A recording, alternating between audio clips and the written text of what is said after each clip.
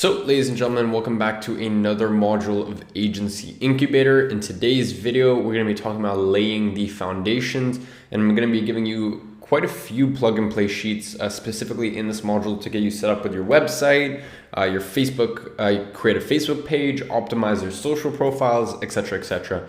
This one is going to be more of a quick one simply because there's the two plug and play sheets which gives you all the instructions needed.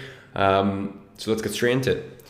Now, in today's teaching, I'm going to show you how to structure your agency correctly in terms of corporate structure, buying a domain and setting up your website, getting a logo created for cheap, setting up your business manager and ads manager, cleaning out your social profiles, how to optimize your social profiles. So first things first, let's go ahead and talk about company structure.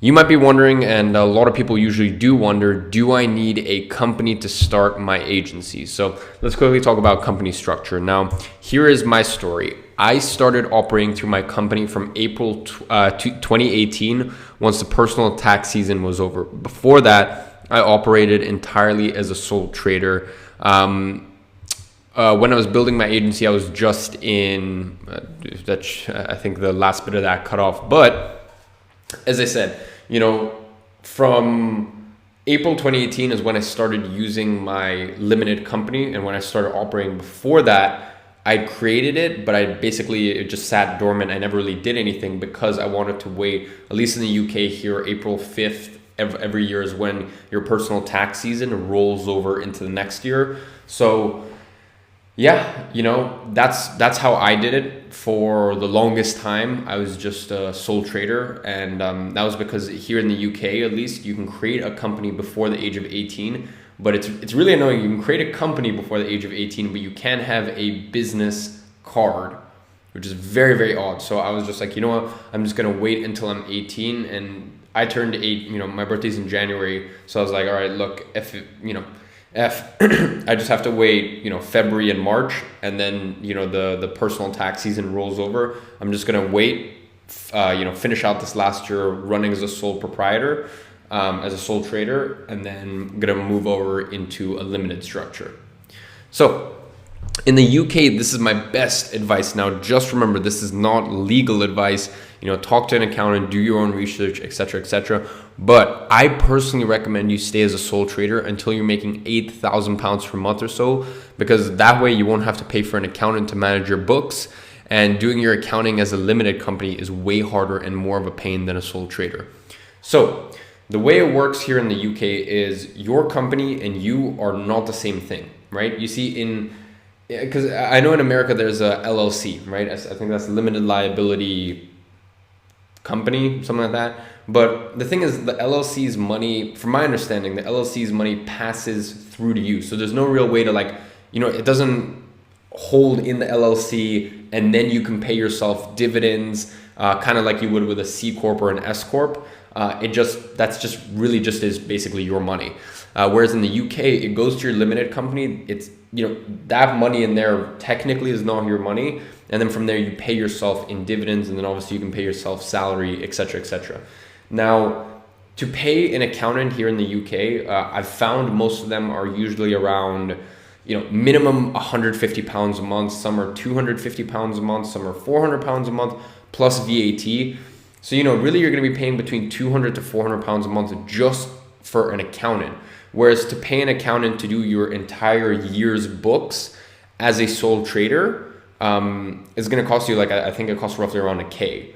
And it's just so much easier. So I genuinely recommend that, and this is just my personal advice, as I said, this isn't, financial or legal advice, but it is of my opinion that you should, if you're at least if you're in the UK, just operate as a sole trader, take on all of that money as you normally would, just pay whatever whatever tax bracket you fall under, and make sure you know what tax bracket you fall under. At least at the time of recording this, by the time you're listening to this, it might change, but in the UK you have 11,500. The first 11,500 you make is tax free, right? And then from there, 11,500 to 45,000, I believe, it's 20% plus 9% national insurance. So once again, do your research and you'll figure it out. But if you are based in the UK, this is just the way I've done it, and I recommend it, is be a sole trader, right? It's way easier to set up. It's super easy to set up. It's super easy to set up. You know, there's just less like, you know, you have to pay less for accounting and all that sort of stuff. And just in general, it's more of a streamline thing. You know, I see so many people out there worrying about like, you know, it's so funny. I even get questions from people like, hey, you know, should I move, you know, should I have my agency as an offshore account, blah, blah. I'm like, how many clients do you have? They're like 3. And they're making like, you know, 6,000, 7,000 a month. And I'm like, that should really be the last of your worries right now.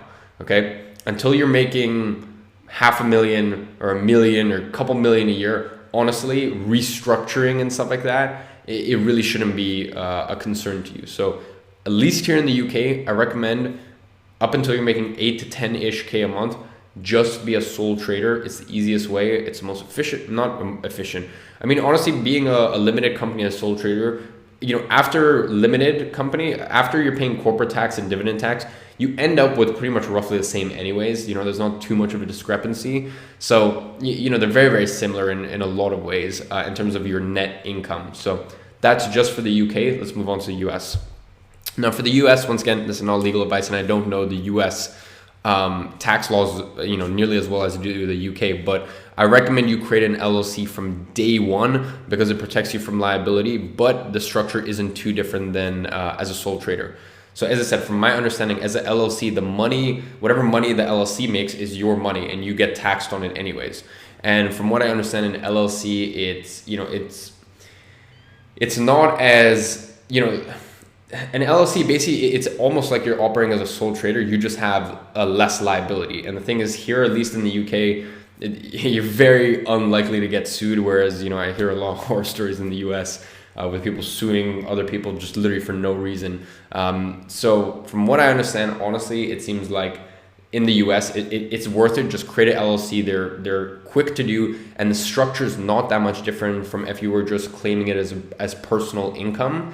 You know, which technically it is, but it's pretty much very similar to as if you were a sole trader. The only thing it gives you is an extra layer of liability or protection from liability. So that's my best piece of advice for operating in the US. Now, if you're in another part of the world, honestly, I recommend you do some research. Unfortunately, I don't know the tax laws in every single company, in every single part of the world. But one thing that I can tell you is specific amount. Specific account. You see, no matter if you go down the route of sole trader or company, whatever way you do it, please just create a separate account. All right, this will make your life so much easier by not mixing business and personal expenses. And this is really easy to do with your bank. They just send you out another card. Now, what I mean by that is, you know, at this point, I have my business card and I have my personal card, you know, and these two cards, obviously anything that's on personal is in business and anything that's on business is in personal. And it's really easy, you know, whenever I need to do my accounting, it's all just here on the business card. Now, before what I had, you know, when I was still operating as a sole trader, but obviously I was running my business, was I had 2 personal cards. One, though, was specifically literally just for personal stuff, and the other one is where I would get payments from my clients and where I'd pay for business-related expenses, right? And that just made it so much easier when I actually went ahead and did my accounting and stuff like that. It just made it so much easier to separate the two. And this is really easy to set up. Literally just go to your bank and be like, hey, I want to open up another account so that way I can partition, you know, stuff that's business related and stuff that isn't business related. And literally within your, say you, for example, your online banking, there'll just be one more account in there. So it's really easy to do. They'll send you out another card, and all in all, it's a pretty easy process to move forward with. Now, the next thing is priority, right? As I said, your priority should be getting clients, not worrying about what way you pay your taxes. And as long as you're tax registered, which means you're paying what you owe and you set aside that money for tax season, then you'll be fine. I really can't stress this enough. Don't worry so much about, when you first start, don't worry so much about corporate structure. It's so funny seeing people who are literally making so little money and they're worrying about and they're asking me questions about Cayman Islands and Panama and this thing and that thing. And I always tell people, I have my company in the UK. I have at least for now, I have absolutely zero desire to restructure whatsoever. And when I do restructure, I'm not going to be restructuring Panama or Cayman Islands or anything like that. because there's a big stigma around that. My main goal is pay myself as little as possible from my company, because that means my personal income is as low as possible, and that means that I can be as tax efficient as possible. And then through the company, it's a flat 20% corporate rate here in the UK, and that's just the way I do it. But really, all I can say is, until you're making some crazy amounts of money, don't even think about restructuring. If you're making 10-20K a month, don't even think about Cayman Islands or Panama or this thing or that thing. Don't think about all these weird loopholes or worry or stress. Just know how much tax you have to be paying considering your tax bracket. Set that aside, and that's a really big thing. Actually set that aside and know it. When for example, you can say that your agency did 10,000 this month, because that's true. Your agency profited, let's say 10,000 this month. But you also need to know, based on, are you a limited company or are you a sole trader? AKA, are you running this through an actual legal corporate entity, or are you running it through yourself? Based on that, you need to know, yes, you made 10K this month, but how much of that needs to be, what's your net income, which means after tax, okay? And, a lot of people, they just don't even think about this sort of stuff. So as I said, stop worrying about all the stuff that's out of your control and unnecessary. Instead, focus on getting clients, knowing how much of your income actually needs to go towards, needs to go towards taxes, setting that aside, and you'll be good. And just remember, the taxes that you pay is your income minus expenses. Now, there's a few other things that can come into play in that, but pretty much bog standard is however much money you make minus however much money you spend on softwares, on client dinners, on if you want to buy a new computer because you need a work computer. That's an expense. Most of the time, most people don't know this, but once again, speak to your accountant. This right here, this is my dedicated work room, right? It's my dedicated work room, and I have other areas of the house where I work too. I actually have 2 desks in my house, so I work, whenever I take calls, a lot of time I'll take my calls in the other desk that I have, and I have another room right here. So that means that I can expense a certain part of my house, and I can expense that, and my company can pay back me personally for using that, basically the space that I have in my house. So things like that, most of the time, things like phone bill, you can expense, but once again, talk to your accountant, just do some research, see what's actually tax deductible, and then move from there. But the most important thing is just get clients, make sure you're tax registered, whether that's as a company or as a sole trader, and just put money aside for taxes. That, if you do that, you would literally be ahead of 95% of people out there, because 95% of people don't even know how much tax they owe. Most people aren't even tax registered, and then they get the IRS or HMRC knocking on their door, and it's not pretty. So guys, make sure you get that all sorted. Now, the next thing is we got to go ahead and we got to buy a domain and set up G Suite. So in terms of setting up G Suite, and first of all, getting a domain, and once you have the domain and buying it through Google Domains, from there you can set up G Suite. So step number 1, pick an agency name. All right, that is as simple as it gets. That's step number 1. Pick an agency name. Step number 2, go to Google and type in Google Domains. What you want to do is look up your agency name, and you might need to add a dash to make it work. Like let's say your agency is called AP Digital, right? AP Digital. You might need to try an AP Digital with basically nothing in between, no dash. And if AP Digital is taken, then you might need to do AP-digital. That's what I've had to do with my agency. My agency's IAG Media. IAG Media altogether was taken, so we had to do IAG-media.com, which I actually think looks better anyways. So yeah, as I said, go to Google and type in Google Domains and look for your agency domain there. And I strongly recommend you do set up your domain or buy your domain through Google Domains. It just makes it so easy to set up your business email, because once you purchase it, you'll be able to create a business email just using the domain that you just purchased, right? Super easy. Now, workflow. I strongly recommend you use Google Calendar, Google Drive. Basically, just use the entire suite of services from Google. It's nice to have everything in one system and in one central place. And also through this process, I'm going to be showing you how to basically use tools using G Suite. So first of all, I'm going to be giving you all the tracking sheets are going to be through Google Sheets. Obviously you should have already set up your Google Drive and Google Docs. That way you can have, all the notes from the program. I'm going to be giving you some Google Slides. We're going to be using this entire Google ecosystem because it's better than anything else I've seen out there. And for $6 a month, it is crazy value. So just remember that. And Zoom. So this is really cool, but G Suite. So once you set up your business email and you have G Suite set up, after you bought your domain using Google Domains, G Suite can actually integrate with Zoom so that when you set an event with someone else, you can actually create a Zoom meeting directly using Google Calendar. Now, I'm actually just going to go ahead and show you what I mean. So you can see right here, let's say, I'm in G Suite, Google Calendar. Let's say I go ahead and set up a meeting with Kieran. You can see right here, it's automatically set up a meeting, right? So Hangouts is the other option, but Zoom meeting, right? So it actually just goes ahead and sets up a Zoom meeting automatically. So that's super cool. So to set that up, just literally look up Zoom G Suite integration, and you'll find it's on like the Google G Suite like marketplace or something like that. So that's a pretty cool little feature as well. Now, once you've set up your name and domain, it's time to basically just get a real quick logo created. Now, the easiest way to do that is go on Fiverr and just type in logo, and you'll find tons of people who can create a really nice, clean business logo from anywhere from $20 to $100. And really, you don't want to be paying more than $50. You can get a good logo done for as simple as $50.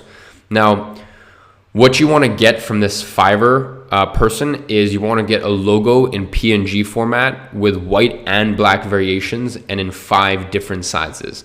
So PNG basically just means transparent, and you want to, like for example, my IG Media logo, we have it in white and black. So that way, depending on the web page, if it's like a dark gray web page, we have the white logo, or if it's a white web page, we have the black logo. Right, so it's important to have those white and black variation, and you also want it in 5 different sizes. As I said, that way you don't need to expand it or stretch the logo, and that way it looks like a little bit pixelated. And the last thing is you also want to make sure you get a favicon version too. And what a favicon is basically the thing at the top of the website. Basically, it's like a little website logo when you have different tabs open. Now, next thing we need to set up is Facebook Business Page Manager and Ads. Now, I've actually gone ahead and made a plug and play for this. So all you do is, that's a website setup. So that's this is available for download right below this video. And you can see literally step by step how to set up a business manager, create business page, add the new business page to Business Manager, how to create 5 ad accounts, which is the maximum you can create, and how to create a Facebook pixel. And all of this is ready to go, so that once you have all that done, you can move straight into creating your website. Now, as I said, I've actually gone ahead and made an entire website plug and play for you. So let me go ahead and show you what that looks like. So first things first, if you haven't already, make sure you set up ClickFunnels, and you can use this link right here to get started. Now, once you use this link, and as I said, make sure you use this link once you get set up, so that way you can actually download the template, right? So you can't do step 2 without doing step 1. So once you've created the ClickFunnels, once you've created your ClickFunnels account, you can download the website template by clicking here. And let me show you what the website looks like. So ladies and gentlemen, this is what the template website looks like. As you can see, it's literally super clean, and pretty much all you need. Right, and also it comes with this page right here, which is their booking page, and then it also comes with a thank you page, etc., etc. Now, this thing is really easy to set up. Once you press this entire website, including this next page, etc., etc., is gonna be ported straight into your ClickFunnels. Now, I've given you instructions here on how to link the domain you just bought with G Suite to ClickFunnels, how to actually go ahead and customize the website, how to finish the scheduling page, which is the page right here, right? So how to actually create this page, how to actually put a pixel on the funnel, and basically how to make all of the links look pretty. And the next thing is how to set up the Qt redirect. Now, once again, there are videos for pretty much every single step of this process. So that is available for download right below this video. And by the end of this entire process, between those two plug and play sheets, you should literally you'll have your business manager set up, your business Facebook page set up, your as I said, your business Facebook page, your business manager, your ads manager, your pixel, all of that will be set up. Your website, obviously you just click one button and it gets sent straight over to your ClickFunnels. You just make a few alterations and your website will be set up. And then lastly, which is what we're gonna get onto here, is just making sure that your social media is in order, it is presentable in order to start locking in and securing clients. So, ladies and gentlemen, your social platforms. And specifically, as I said, number one, how to clean up your social platforms, and number two, how to make them presentable and ready to sell. So first things first is Instagram. And honestly, my best piece of advice is just delete Instagram. It's one of the most cancerous platforms on earth, and it legitimately brings you zero value. And if you really can't bring yourself to delete it, just go private for friends and whatnot. Look, here's the thing. If I didn't have the education company, there's not a chance in hell that I would have Instagram.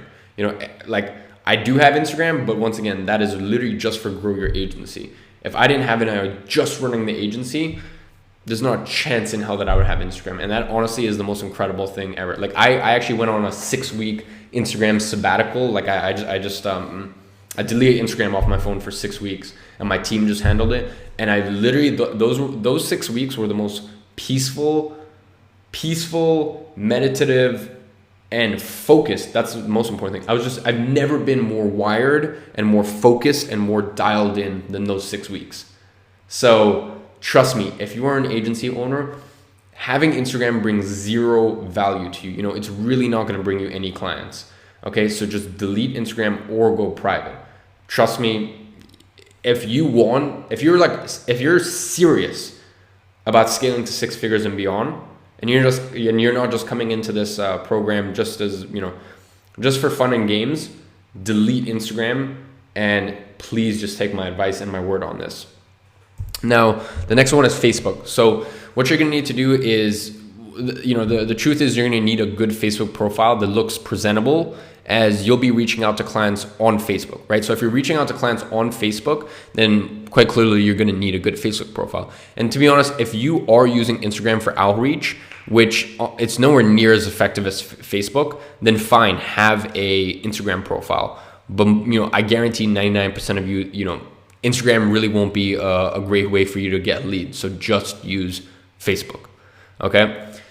Now, in terms of reaching out to clients on Facebook, go through their entire profile, go through your entire profile, and any old photos, where you're partying, or you're drinking, or you're generally, you're generally doing things that are sort of embarrassing to a business owner. To your friends, it might look cool or it might be cool, but when you're actually trying to lock in clients, you probably don't want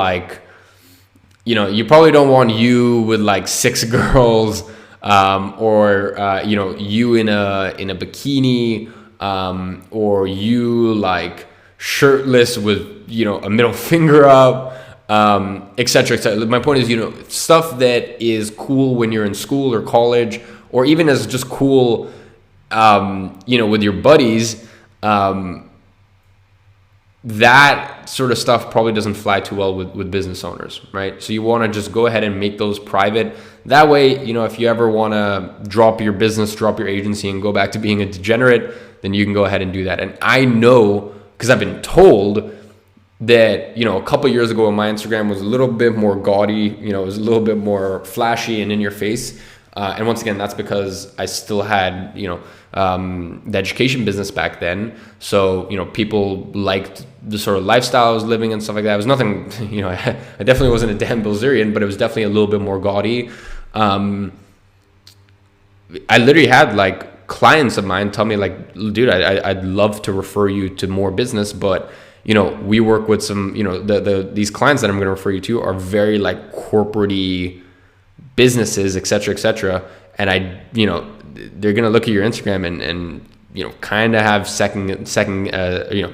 start to have like doubts and second guess their decision. So, I know I even lost business in the past simply because I had photos of me on holiday, just shirtless, just shirtless with some friends, or that's just business wise. That's not what you want to have on your Facebook. And in my case, I had it on my Instagram. So delete Instagram. It brings zero value. It's honestly the most cancerous thing on earth. And Facebook, just go ahead and make it as businessy as possible. And when it comes to Twitter, come on, are you 12? Just shut it down, delete it. That thing's just mind-numbingly pointless. And LinkedIn, now create one and make it presentable. You see, one of the issues was for the longest time, I literally thought it had zero value. And that was definitely a mistake on my part because a lot of business professionals look you up on LinkedIn. So make sure you have a profile in the first place and then make sure you've optimized it. All right. As I said, my LinkedIn, if business owners went to my LinkedIn up until, maybe 9 months ago, it literally, I could have done everything else right in the interaction and the sales process. But if they went to my LinkedIn, it was so big. It would have been better for me not to have a LinkedIn than to have a LinkedIn and keep it in the state that I had kept it in. All right. So in terms of actually optimizing your social, once again, Instagram, delete it, kill it. Your potential clients just don't care. In terms of Facebook, you want to make sure your Facebook profile has a link to your website, obviously your new website. Your profile picture should be professional and try to use, first of all, your profile picture should be professional and should have mainly your face. Like at the time of recording this, my profile picture is literally me speaking in front of people at what looks to be a very fancy hotel room. Like you can kind of just tell I'm speaking at a high-end mastermind or a business conference, like a business event, and it looks high-end, right? And the next thing is you want to use your banner as a way to convey what you do and who you serve as well. So you can actually use your banner space and on your banner have like a thing going across that says, helping local gyms bring in 10 to 15 extra memberships a month. Link to website below or something along those lines, because that's a big piece of real estate on your Facebook. So you can use that as a way to convey what you do and who you serve. Now, it's good because that's a big piece of real estate and that's one of the first things that your potential clients will actually see. The next thing is Twitter. Just forget about it, delete it. It's pointless. Now the action step for today is number 1, buy your domain, set up G Suite, and set up your Facebook Business Manager and Ads Manager. And then lastly, set up your site. So as I said, I gave you instructions in one of the first few slides on how to actually set up your G Suite and buy your Google domain and stuff like that. Then once you've gone ahead and applied that, go to the second plug and play sheet, which is the Business Manager and Ads Manager plug and play. And then once you've gone ahead and done that, go to the last plug and play, which is basically all about setting up your website. And there's video instructions for pretty much every single step there. And we are pretty much done with week 1 at this point, which is foundations. You have everything you need to know to get started. And the next week we move into something that's very, very exciting. We're actually going to be moving into mindset, which is honestly 80% of the struggle. And once you can figure out your mindset, your systems, your structure, and your habit, you're literally 80% of the way to earning 6 figures a year. So really, really exciting stuff coming up. And I'm excited to share with you guys.